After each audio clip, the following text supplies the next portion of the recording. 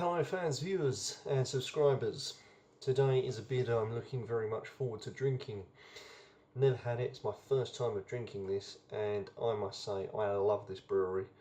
It is of course Delirium Red. It comes from Belgium and is a 330.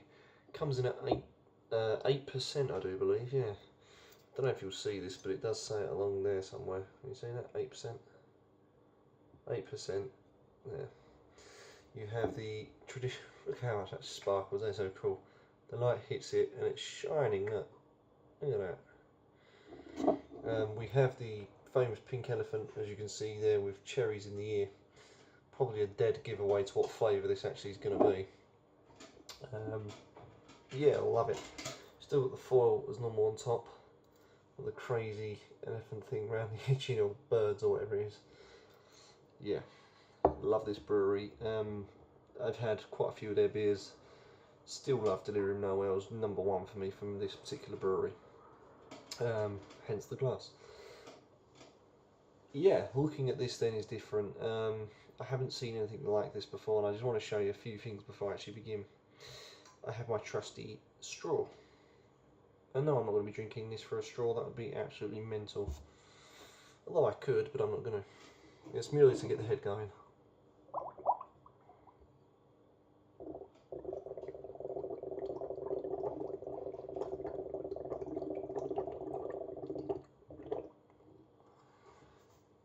There you go.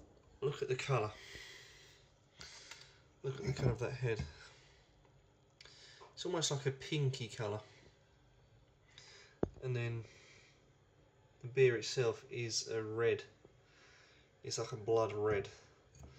I can show you. Probably won't catch it in this light. No, you can't really catch it in it. Oh, I don't know, maybe that. You see that? Look, like a blood red, cherry red. And the head comes out like a pinky,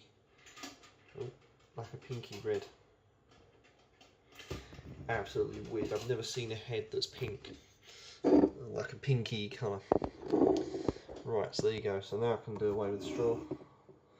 Don't need that anymore. Right then, let's crack on. Looking forward to this bad boy. Ooh, smells of fruit. Smells of fruit, like a champagne yeast smell. Quite strong aromas of, again, that sort of yeasty smell.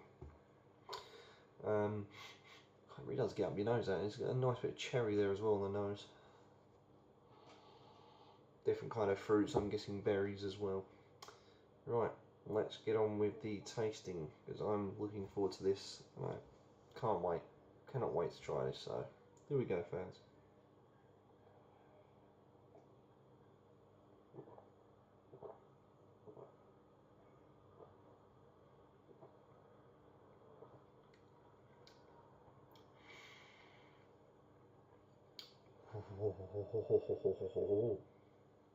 Very, very sweet. Cherry comes to mind. Lots of cherry flavours. I'd say borderline blackcurrant as well. It's almost like that sort of cherry blackcurrant taste. Very, very quite sweet. Very smooth, surprisingly, for 8%. I'd say quite a watery body as well.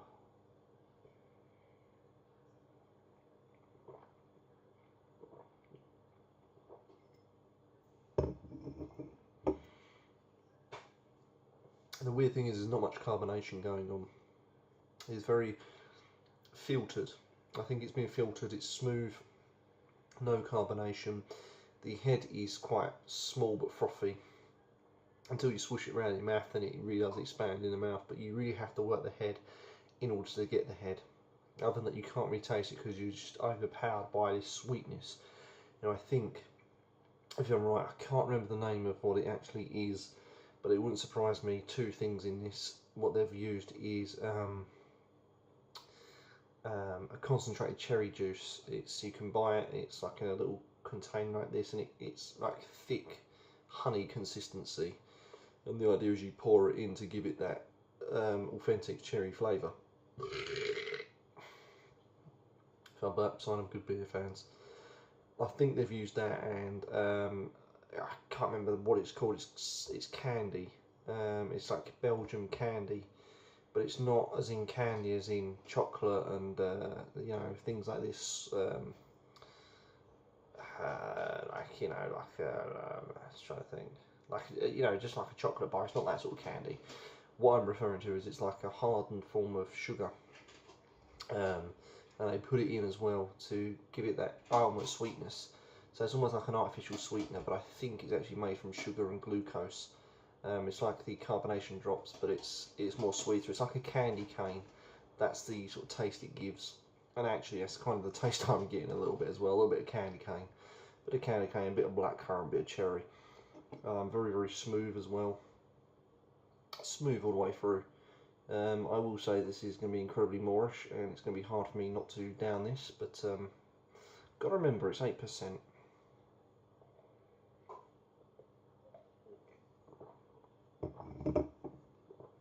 To me, the flavours stick right from start to finish.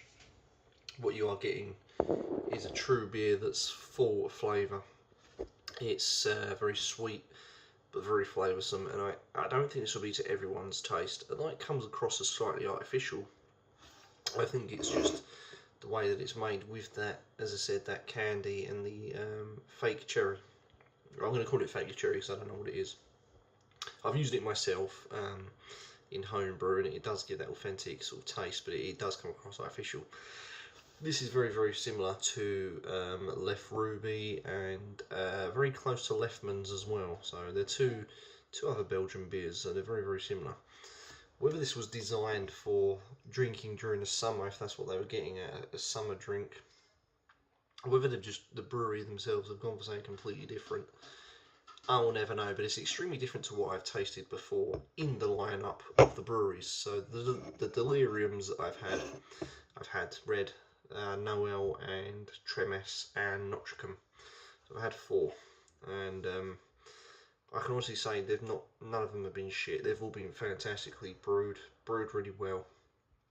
This is a family-run brewery, so you know that you can trust that Pink Elephant because it is a family-run brewery. They know what they're doing, and they've been going for many years. In actual fact, it says there since 1654. I might not be able to pick that up, but it does say in the corner there since 1654. Then he said 1664, and I thought, no, that's Cronenberg. Yeah, so 8%, full of flavour, packs quite a punch. Does it really taste of 8%? No, it doesn't. It really doesn't. It's smooth, subtle, in my category of dangerous beers. And these dangerous beers are the beers that you can quite happily sink, and you may end up getting rather wasted on. I like it.